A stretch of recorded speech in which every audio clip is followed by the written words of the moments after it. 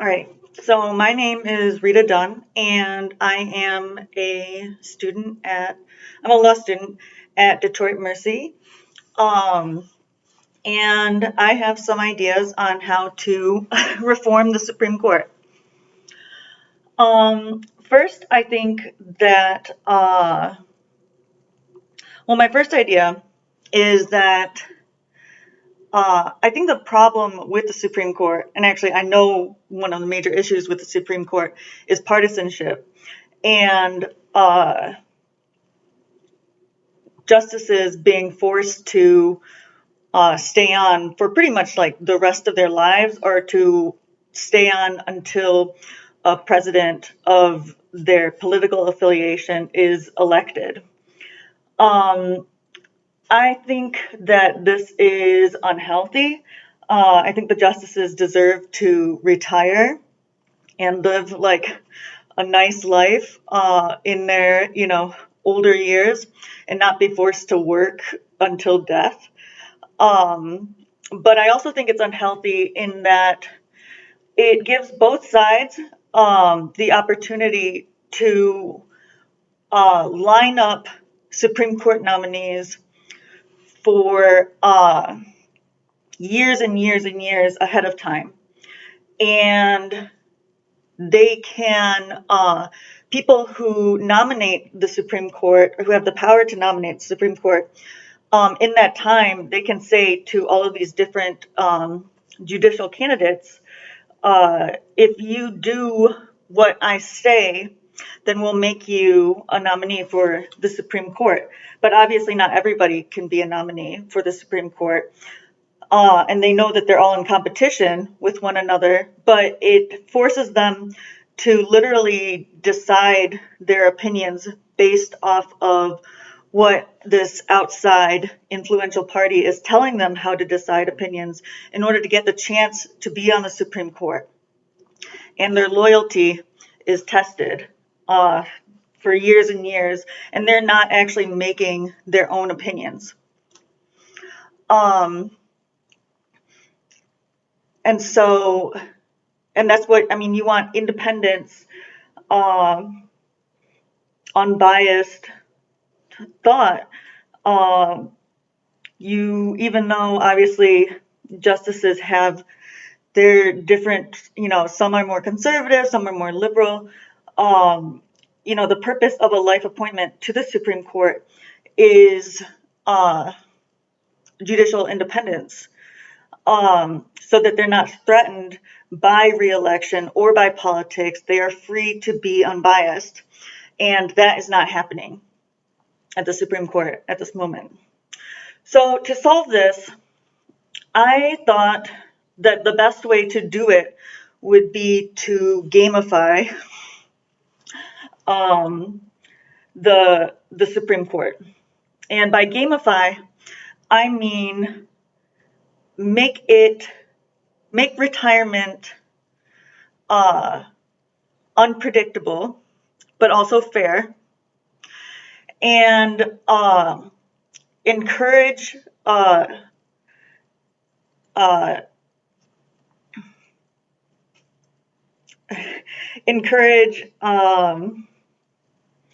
guess like teamwork. I'm losing my words at the moment, but basically I'll just lay out my idea. So say that the justices each hear 3,000 cases on average in their tenure. This is just averaged over time, all of the Supreme Court justices. The average is 3,000. So my idea is that each justice gets, when they are nominated and confirmed, they each get 3,000 points. And those points are used to decide which cases to take up. So if they vote for a yes on a case and the case is taken up, then they lose a point. But if they vote for a case and the case is not taken up, certiorari is not dropped, then they don't lose any points. They only lose a point if the Supreme Court hears the case. And if everybody is in unison on taking up a case, then they also don't lose any points, because we want to encourage unity. I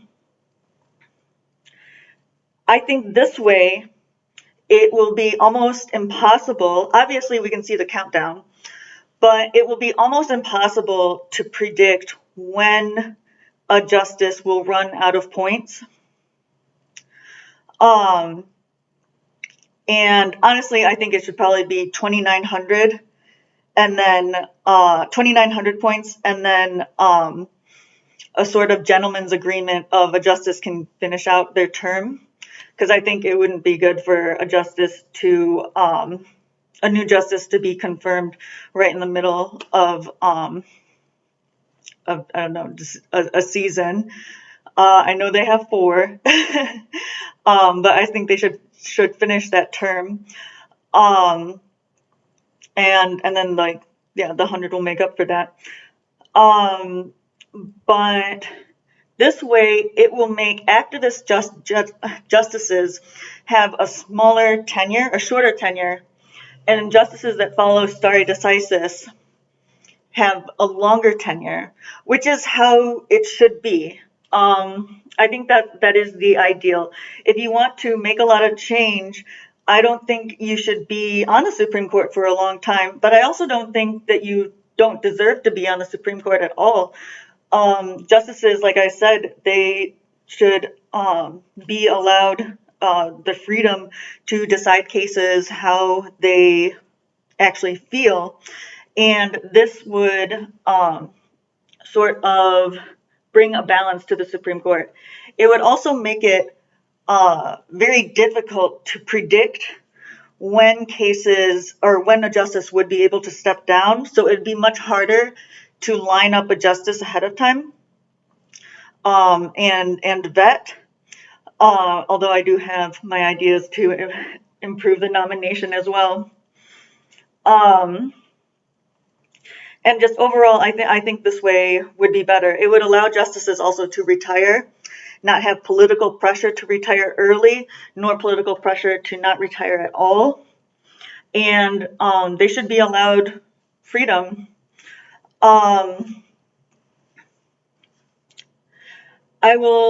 So my idea for nominations, because I do believe there's a lot of corruption,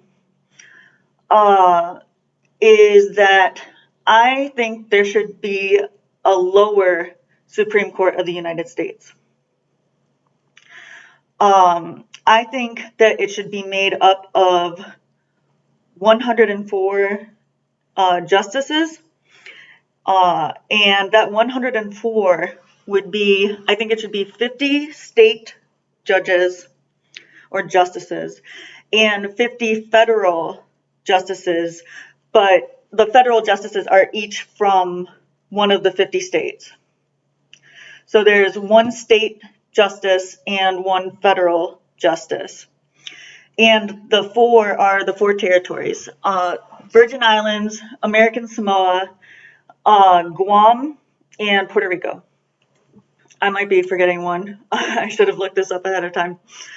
But basically 1 justice per territory, because I think it's important that territories are represented too.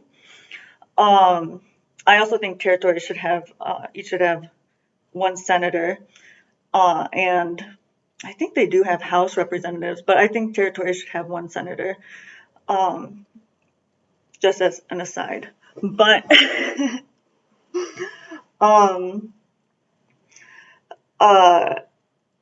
and so the reason why I think this is because state justices are majorly underrepresented. And federal justices outside of the DC circuit, I mean, just New York alone has a few justices on the Supreme Court currently.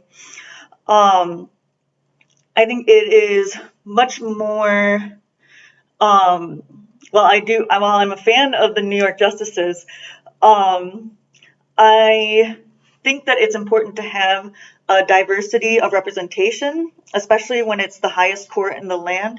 I think it's unhealthy that a bunch of justices come from the DC Circuit. I also think that that reflects corruption among the judicial nomination process, because getting nominated to the DC Circuit is seen as like a, you're on your way, you know, I'll nominate you to the DC Circuit. And that is not fair. State justices, Sandra Day O'Connor was the last state justice to be on the Supreme Court, and it has been a while. And it wasn't like there were too many state justices anyway. It's important. State law is important. The Supreme Court of the United States hears all cases. I believe they have original jurisdiction over everything, if I recall con law correctly. And so it's important that state justices are, their opinions and their knowledge of state law especially is reflected. That's how, you know, the balancing of federalism. You can't have healthy federalism without state representation. I think that the Supreme Court nominees of the highest level, so 9 justices, I want to say. Yeah, it's 9. But they should only, nominations for the highest Supreme Court should come from the 104 justices of the lower Supreme Court of the United States. Also, obviously, the Supreme Court, their caseload is they're way too overloaded. There's no way that they can possibly hear cases that are worth being heard, especially, you know, cases that, I've read a few cases just in torts where they appealed to the Supreme Court and the case wasn't taken up. And I feel like it should have. But I think this will cut down on corruption. This lower Supreme Court, it'll cut down on the caseload. It will cut down on judicial bias from place of origin. It will pretty much guarantee experience. I also think that just in general, Supreme Court justices should come from appeals, and appeals justices should come from a district court judge. I don't think it's right that someone, because what's going on is that a Supreme Court position in like a state or on federal Supreme Court of the United States, you know, a position will open up. And instead of getting someone with more experience, what's happening is younger nominees are being handed the job because the people in power want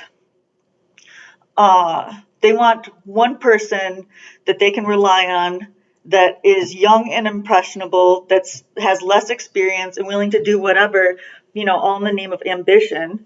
And they can control them. Essentially, they can have a puppet for way longer, and they can have their person of political affiliation in that seat for way longer.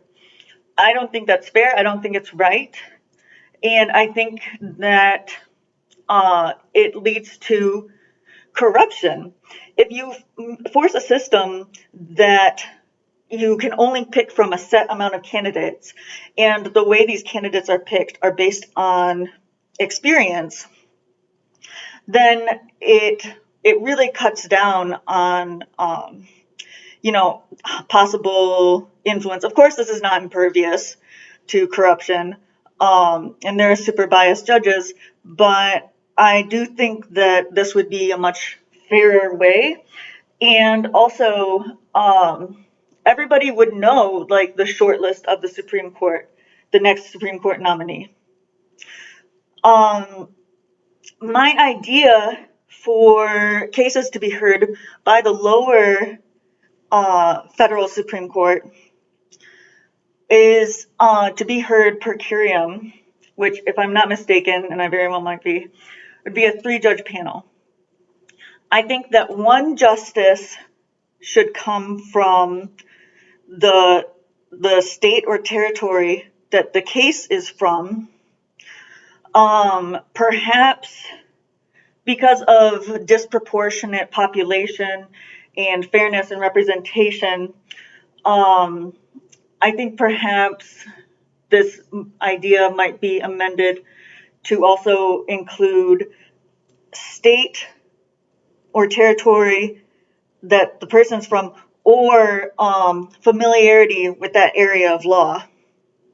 And before they become Supreme Court justices, part of the confirmation process would be, okay, what are your specialties in practicing law?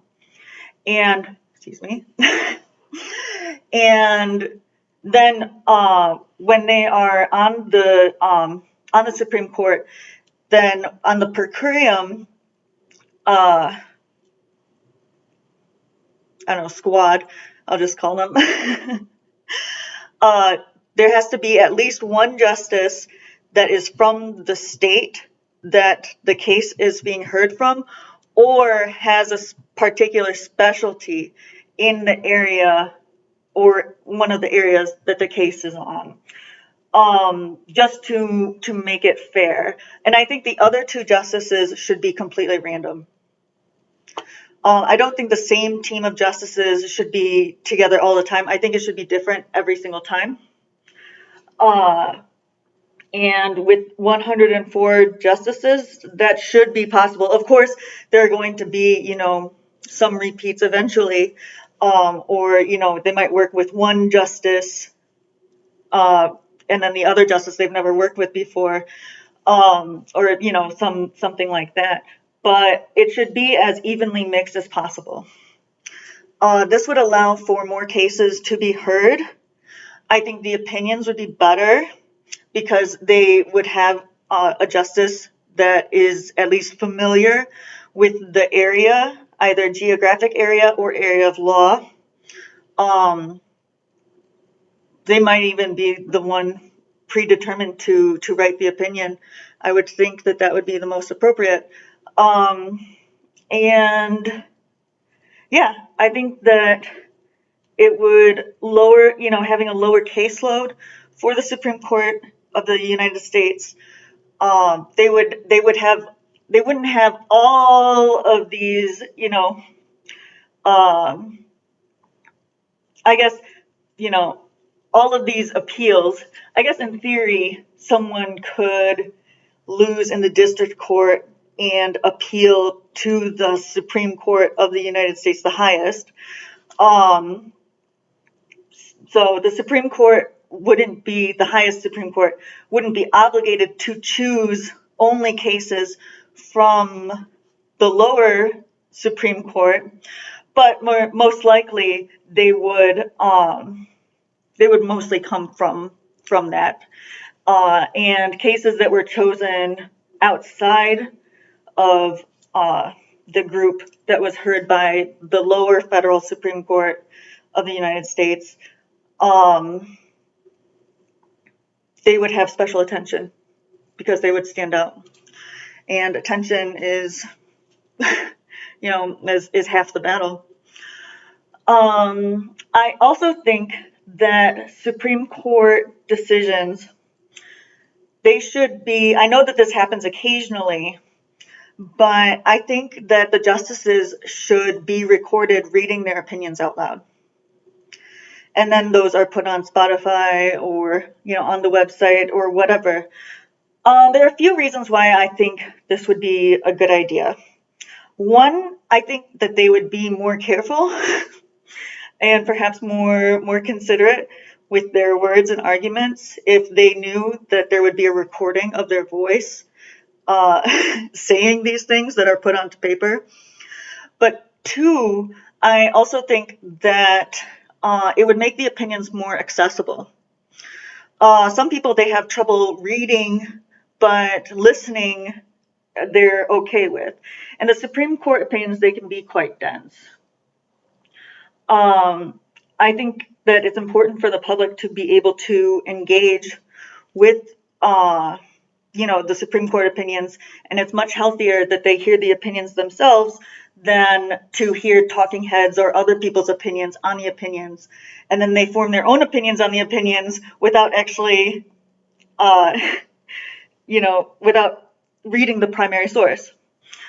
And so I think accessibility to the opinions would be much better. I also think that it would personalize the Supreme Court to the public. I'm a big fan of the Supreme Court. And I love how they each have their own personalities. And I love listening to oral arguments where they sort of, interact with each other, and they have their different talking styles, and they joke with each other and stuff like that. I really enjoy the Supreme Court, and just, I don't know, they're all so different. But I don't think the public in general feels that way about them. And I think if they were able to listen to the voices of the Supreme Court justices, it would also personalize the opinions much more. The public would get a feel for, get to know the justices, I suppose, on a more intimate way, but a healthy way. And just in general, be engaged with the law more and understand, what's going on with the Supreme Court, and with, the changing law of the land. I also think that, so the Supreme Court they get 4 clerks a year. The way that I think clerkships should go is, I think they should be staggered. I think they should each be one clerk, each 1 year, and one starts in winter, one starts in spring, one starts in summer, one starts at fall, and then the new one comes.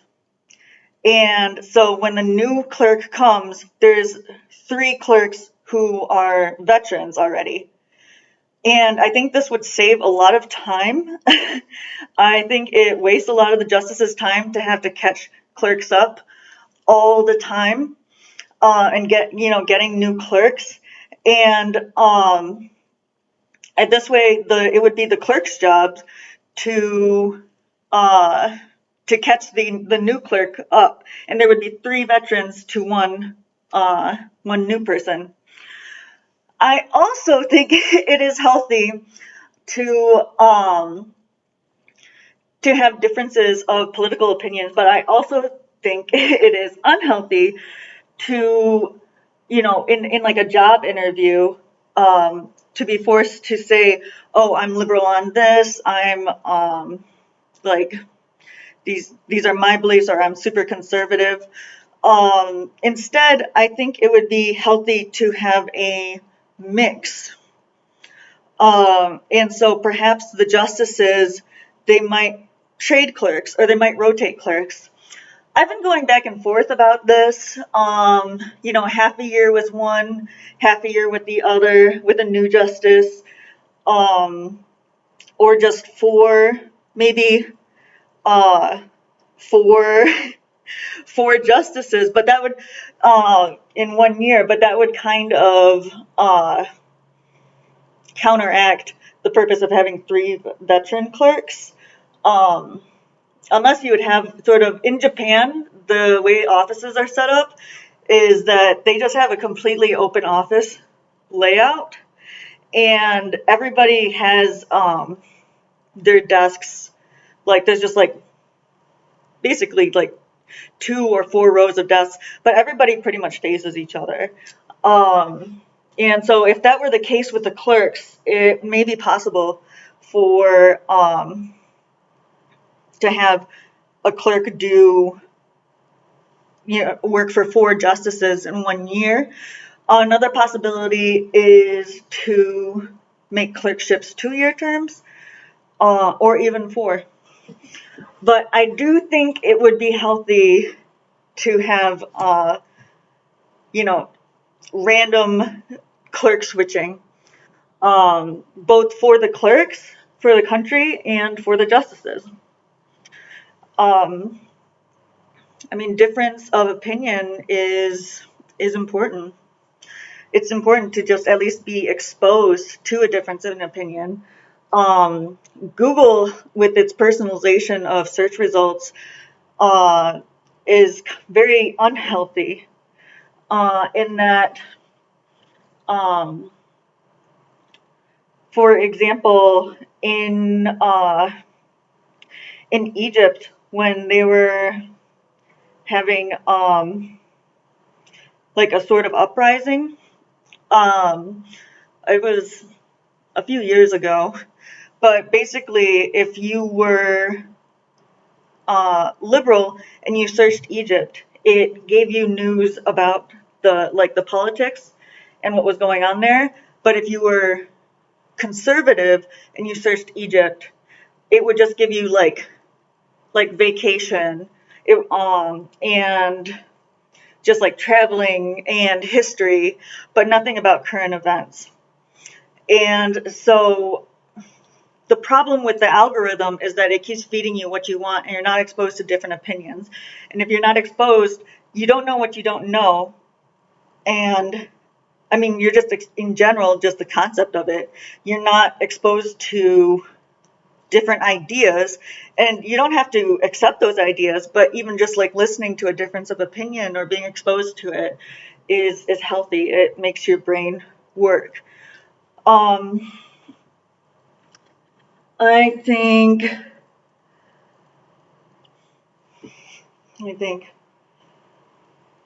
I feel like I had other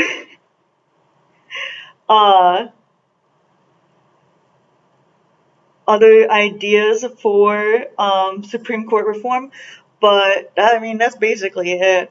I suppose I'll post another video if I think of the other ideas. But yeah, those are my ideas for Supreme Court reform, and thank you for listening.